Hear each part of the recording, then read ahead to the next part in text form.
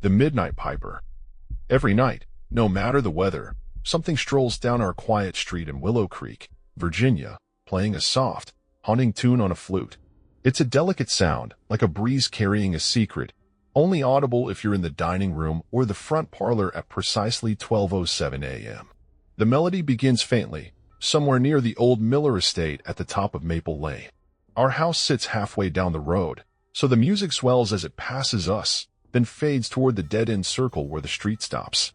When I was a kid, my brother Eli and I would tiptoe to the parlor some nights to listen. Our parents, Clara and Marcus, didn't approve. They'd give us a stern talking to if they caught us, but they never stayed mad long, not as long as we followed the one unbreakable rule: never try to see who's playing the flute. Willow Creek is a peculiar place. I've lived here since I was 7, and it's home in a way I can't quite explain. The houses are cozy, with neat lawns and wide porches perfect for summer evenings. There are plenty of kids my age. I turned 14 last November, and we grew up chasing fireflies, racing bikes to the creek, or playing kickball in the circle. It's a good place to grow up, the kind of place that feels like a gift. But it has two strange quirks: the Midnight Piper and the uncanny luck that seems to follow everyone here. The flute never scared me much. I couldn't even hear it from my bedroom upstairs. But Mom and Dad don't like us mentioning it, so I've learned to keep my questions to myself. My dad's a steady man, broad-shouldered and quiet, with a faint lilt in his voice from his childhood in the Caribbean. He only gets rattled when the piper comes up in conversation. His words come faster then, his gaze sharp, and he reminds us to let it be and never, ever break the rule. Not that we could peek even if we wanted to. Every window in our house has heavy wooden shutters on the inside, the kind that fold down and lock tight with a small brass clasp. Each clasp has a tiny keyhole, and Dad secures them every evening before bed, keeping the key tucked away in his room. Mom's harder to read. I've caught her a few times, sitting alone in the parlor at 12:07, just listening. Not often, maybe once a month, but she'll be there on the old green sofa, her hands folded, staring into the dark as the flute plays its tune. It's always the same melody, bright and lilting, like a nursery rhyme you can't quite place. Asterisk ta-ta-ta-ta-ta-tee.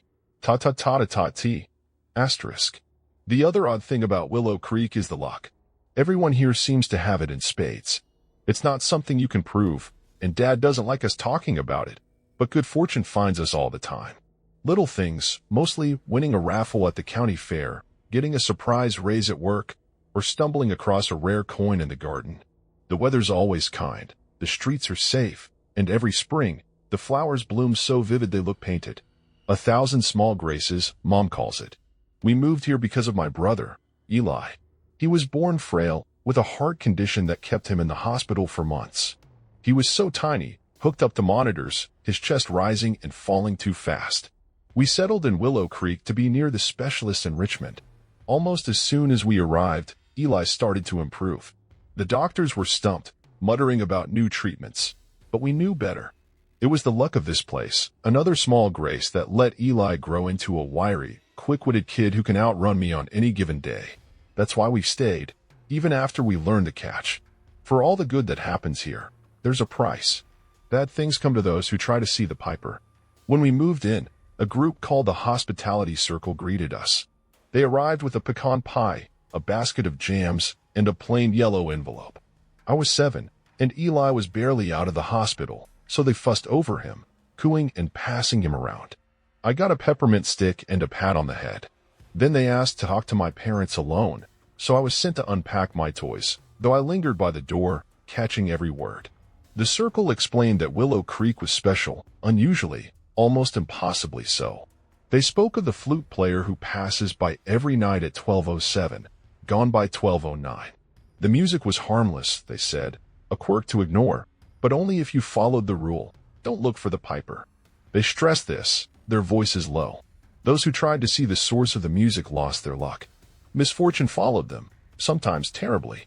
The envelope held proof: old articles about sudden bankruptcies, house fires, and lives unraveled by relentless bad breaks.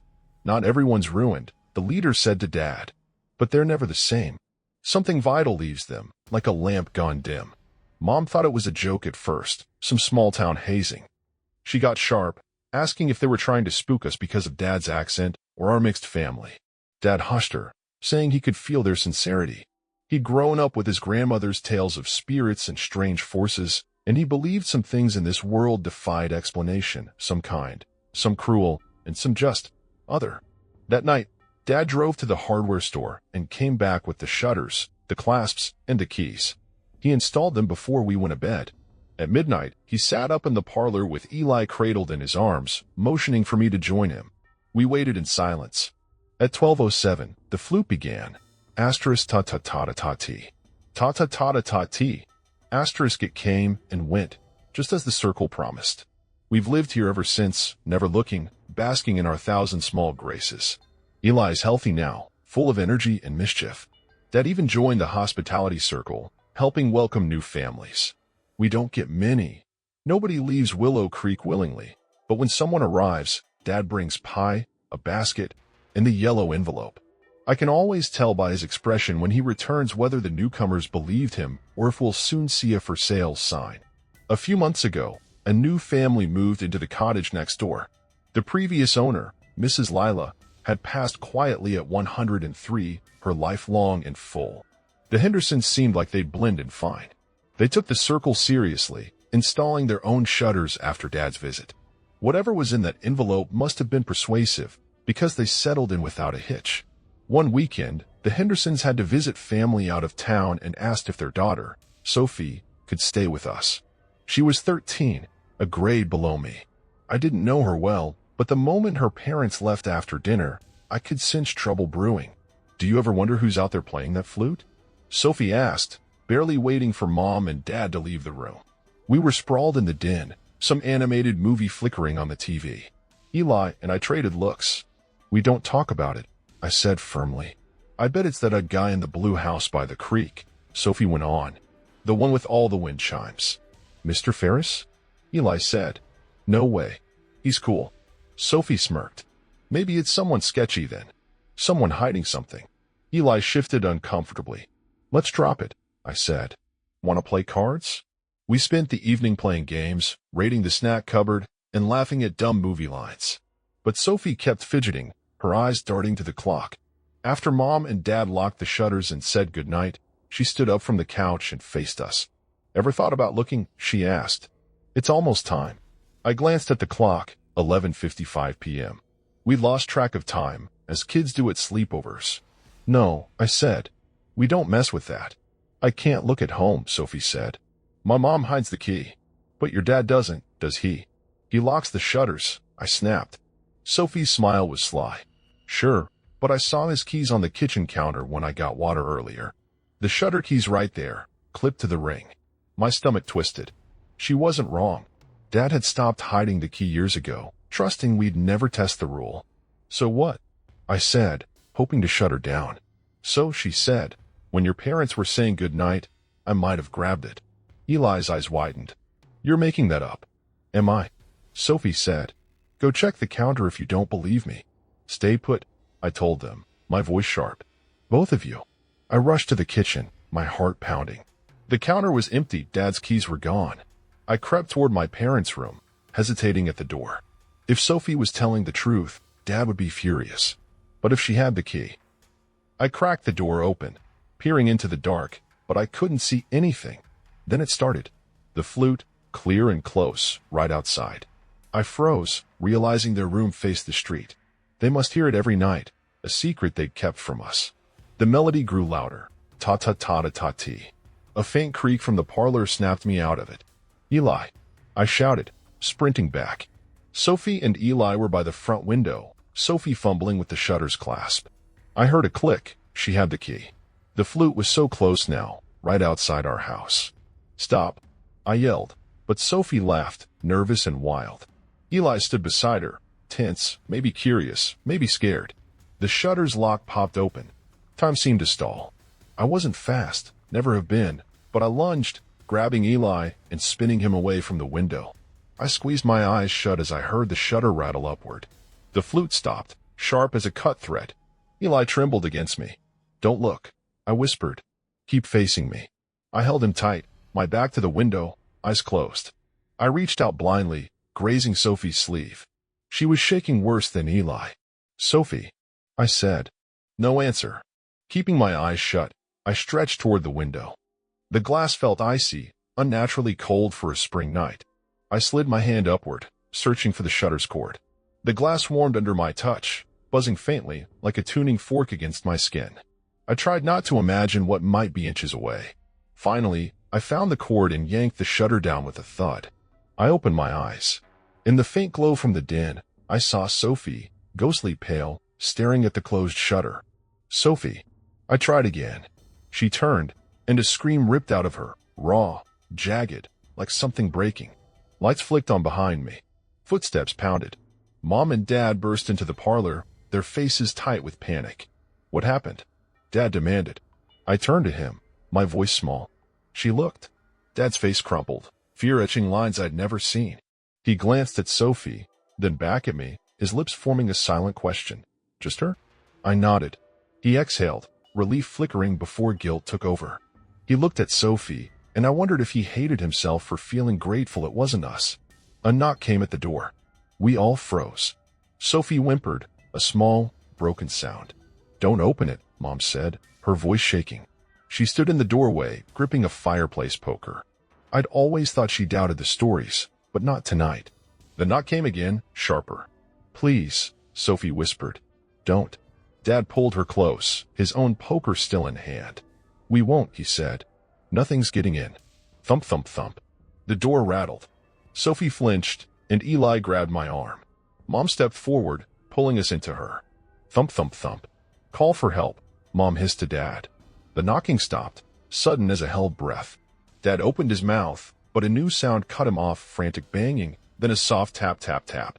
Help, something said outside, mimicking Mom's voice perfectly. Call. For help. Tap, tap, tap. Help. Mom's grip tightened. Please, she whispered, not to us. Help. Help. Help. Help. I don't think calling will do any good, Dad said quietly. How would we know who's really out there? The knocking surged, shaking the door. Then it jumped to the back door. Back to front, front to back, now soft, now deafening. Suddenly, it was everywhere, windows, walls, roof, like the house was trapped in a storm of fists. It felt like something was trying to tear us open. Stop, Sophie screamed. The noise vanished. I won't say anything, she said, staring at the door, her voice cracking. I swear I won't tell what I saw. Just leave us alone. We waited, breathless. After a long silence, a faint tap, tap, tap started at the window Sophie had opened. She sobbed, curling into herself. Dad held her, stroking her hair, but he didn't promise it would be okay. The tapping continued, relentless, through the night. We stayed in the parlor, huddled together, too afraid to move. Mom tried to take us to my room once, but the moment we stepped away, the banging roared back, so violent I thought the walls would crack. We returned to the parlor, and it stopped, leaving only the windows tap, tap, tap. The tapping faded at dawn, around 5:30. We waited another hour before Dad checked outside, sending us to his room first. I heard the door creak open, then shut. It's over, he said, coming back. The Hendersons returned that afternoon. Mom and Dad took Sophie home and stayed a while, talking. Eli and I watched from the porch, his hand in mine. When our parents came back, they looked heavy, saying nothing about the conversation. It was a Saturday, so we spent it together, eating takeout and playing board games, pretending things were normal. That night, we all slept in the den, Eli and me on an air mattress, Mom and Dad on the couch. The house stayed quiet. No knocking, no flute. We didn't see the Hendersons much after that. By Wednesday, a moving truck was at their house. Eli and I watched them pack, their faces drawn, eyes dull, like shadows of themselves. They were gone by evening. I remember what the hospitality circle told us years ago. Not everyone who looks at the Piper is lost forever, but something leaves them, a spark, a piece of their soul. Misfortune dogs them, 1,000 small curses. I think Sophie's parents looked, maybe to ease her fear or share her burden. Watching Eli now, laughing and alive, I wonder what I'd have done if he'd turned toward that window. Would I have looked to spare him? To stand with him? I'm grateful I'll never know. We still live in Willow Creek, in this house. The Piper still passes by each night. The graces here, the luck, the life, are too precious to abandon. But we're cautious now. No more sleepovers. And Dad hides the key to the shutters where no one can find it. Not that I go searching. Some mysteries are better left unseen.